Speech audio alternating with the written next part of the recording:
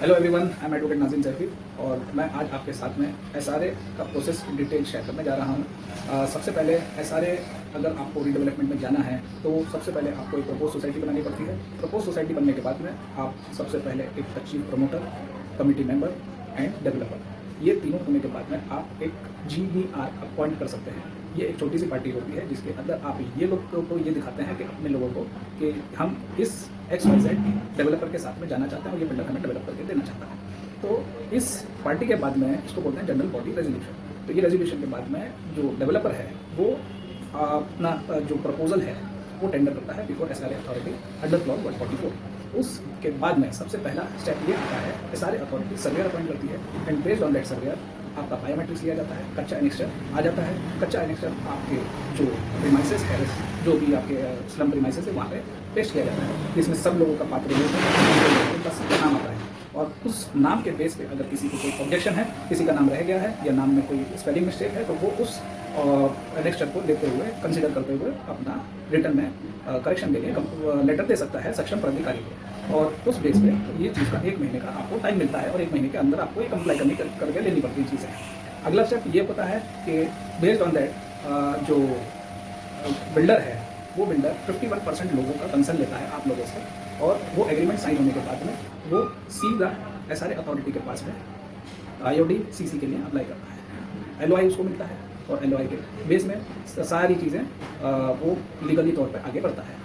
जैसे ही ये चीज़ें फाइनल हो जाती हैं, तुरंत के तुरंत आप लोगों की जो कच्ची प्रपोज सोसाइटी थी अब वो पक्की हो जाती है। तो जो कच्ची सोसाइटी को पक्का करने का ये टाइम आ जाता है तो वो अब आपको रजिस्टर करके और जो एसआरए अथॉरिटी है वो आपको कुछ नाम सजेस्ट करती है आपके नाम से रिलेटेड, अगर वो अवेलेबल है तो वो आपको नाम देती है और वो चीज़ को आप लेकर के उसको रजिस्ट्रेशन करा सकते हैं। अब जो लोग कच्ची सोसाइटी में जिस हिसाब से ऑपरेट कर रहे थे उसी हिसाब से ये पक्की सोसाइटी में भी सेम तरीके से ऑपरेट होगा। बस फर्क इतना होगा कि आप लोगों की पहले शिकायत कच्चे तौर पे ली जाती थी लेकिन अब पक्के तौर पे ली जाएगी क्योंकि ये रजिस्टर हो चुकी है और इसको मान्यता प्राप्त है।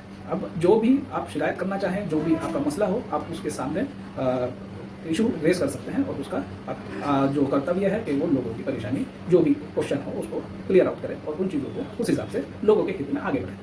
आगे क्या होता है कि बेस्ड ऑन दैट जो डेवलपर है वो डेवलपर लोगों के लिए है। जब वो OC के लिए अप्लाई करता है और OC के पहले सबसे पहली चीज़ अगर मान के चलिए वो लोगों को रेंट देना चाहता है और रेंट के लिए एग्रीमेंट करता है। वो रेंट एग्रीमेंट के बेस पे वो 11 महीने का आपके साथ में एग्रीमेंट करता है और रेंट दे देता है लोगों को।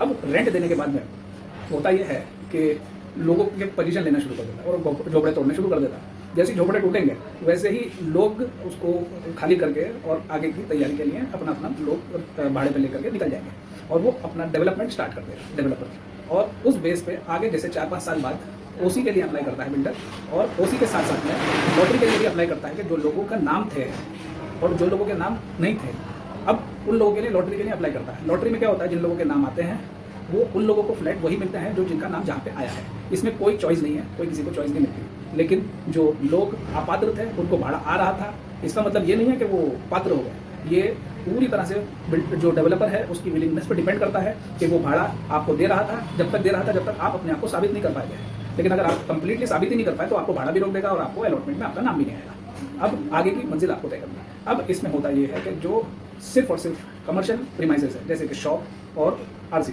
उस बेस पे जो इंजीनियर होता है एसआरए का वो और आपका डेवलपर दोनों मिल करके ये डिसाइड करते हैं कि कौन सा शॉप किसको देना है। ये उनके अधिकार में होता है और वो कमर्शियल शॉप जो है अलॉट कर देते हैं with the permission of the engineer of SRA. तो उसके बाद में आगे का प्रोसेस ये होता है कि इसको अगर बिल्डर या डेवलपर आपको पोजीशन दे रहा है तो बस एक बात का ध्यान रखें कि OC आने के पहले आप पोजीशन ना लें, क्योंकि अगर कोई कारणवश कोई दुविधा हुई या कोई परेशानी हुई, जैसे कि कोई बिजली के मामले को लेकर के या फिर पानी के मामले को लेकर के, तो OC आने के पहले अगर आपको पोजीशन दे देता है बिल्डर तो आप ये ध्यान रखिए कि OC आने के बाद ही लेनी है, क्योंकि ये जो जिम्मेदारी है डेवलपर की वो सिर्फ OC तक ही है।